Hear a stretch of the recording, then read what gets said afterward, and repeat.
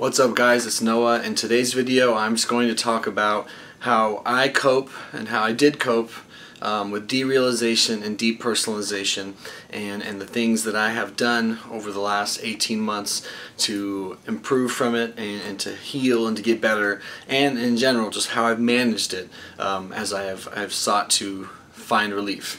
So my accolades are down below if you have any questions. I had a mental breakdown in May 2011. Anyone that subscribed to my channel would know that by now, but of course there's going to be new people.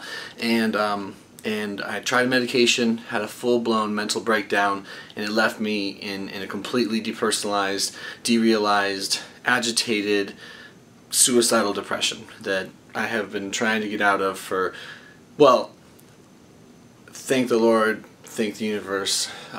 I have been able to pretty much come out of it, especially the worst of it, and now I have some lingering symptoms. But anyway, how I coped and how I dealt with and what happened to help get me better from depersonalization, derealization. So one thing that a lot of people ask is, you know, what is depersonalization, derealization? I'm imagining if you're going to watch this video, you have it, you know about it, or someone you love or care about is going through it.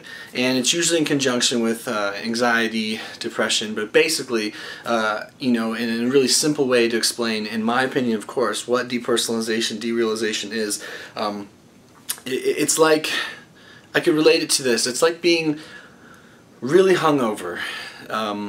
Really hungover, kind of all the time. You are, things feel foggy.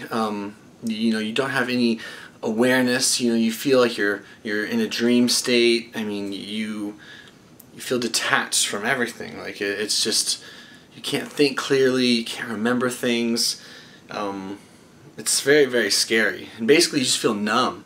And so, you know, a lot of people, like, let's say another way to maybe explain it is that if you have ever been up way too many nights in a row, or maybe you just were up for way too long and you're extremely low on sleep, that's sort of one of those things that makes you feel kind of depersonalized. And when someone's suffering from like acute derealization, depersonalization, they're kind of in that horrid state of just being hung over, and in the sense of being foggy, out of it. You know, things are unclear, you can't focus, you don't feel connected to anything, but they're stuck in that place all the time. So that was one of the first problems of my mental breakdown. That was one of the first things that came up, is I suddenly just felt like nothing was real anymore, and it scared me to death. I thought I was going crazy. So what I have done to cope, and at first I just panicked, freaked out, and held on for dear life, but as I sought help and treatment, and as I survived, I learned certain things to cope. So here are the things that I have done to cope and the things that I've done to try to get better.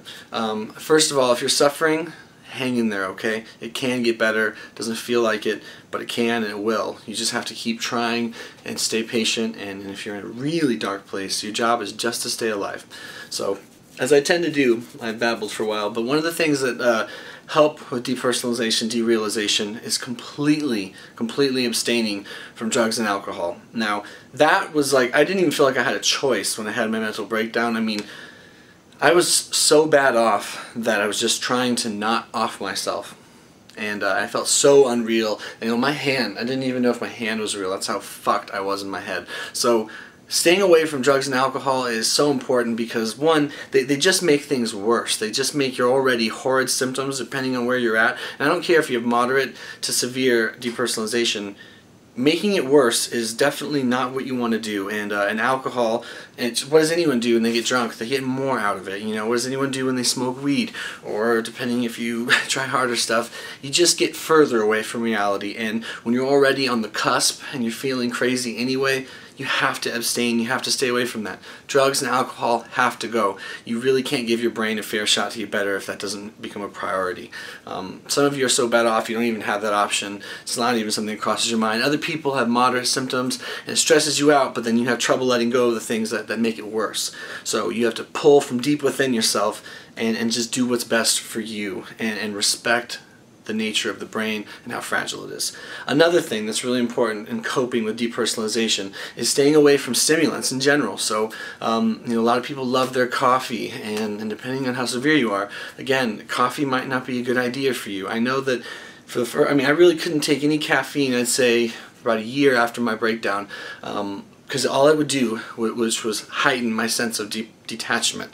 It just made me more anxious, more depersonalized, and that's not a good thing. You know, it's all about symptom management, especially when you're seeking out proper treatment.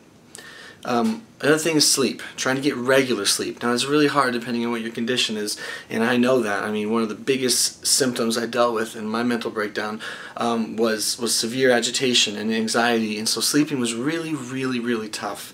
But even, you know, a regular person, well, that sounds weird, we're all regular, but let's say even a person whose mind is very healthy, when they don't get a lot of sleep, they tend to feel more irritable, more out of it, more foggy, less alert, yada yada. But when you're already depersonalized, derealized, and you're already struggling with that endless fog and that haze and that just disconnected feeling, it only makes it worse. So trying to get regular sleep is really important. I still struggle with this, guys, so I'm not like I'm perfect, of course, but it's important. Another thing that you have to remember when coping with derealization, depersonalization, is that you are not going crazy. Okay, when it happens, when you experience this condition, especially when it first starts really getting bad, you kind of think that you might be losing your mind. I mean, you ask yourself questions like, what's wrong with me? Is this normal? Why is this happening? Is it ever going to stop? You know, it's not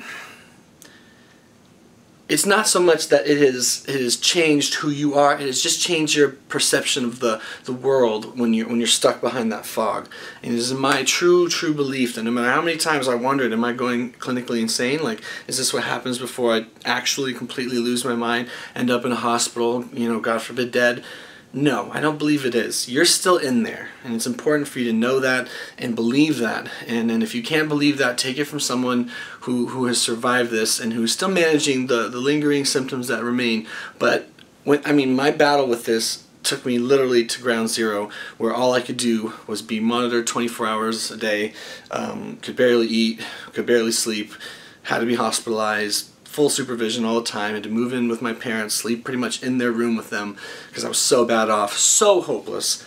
If I can heal to the point that I have, and God willing to where I hope to be, anyone can, because I was as much of a wreck as I ever could have thought possible. So you're not going crazy. It just feels that way, and it's a normal response to ask yourself, am I going crazy?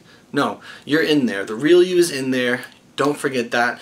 I mean, you're just fighting some harsh symptoms that make you think maybe I'm not, but you are. So, alright guys, because of how long this video is getting, I'm going to go ahead and just stop it right here. I will finish my talk on depersonalization, derealization, coping, and healing tomorrow. We'll call this part 1, and then I'll wrap it up tomorrow. Alright guys, take care.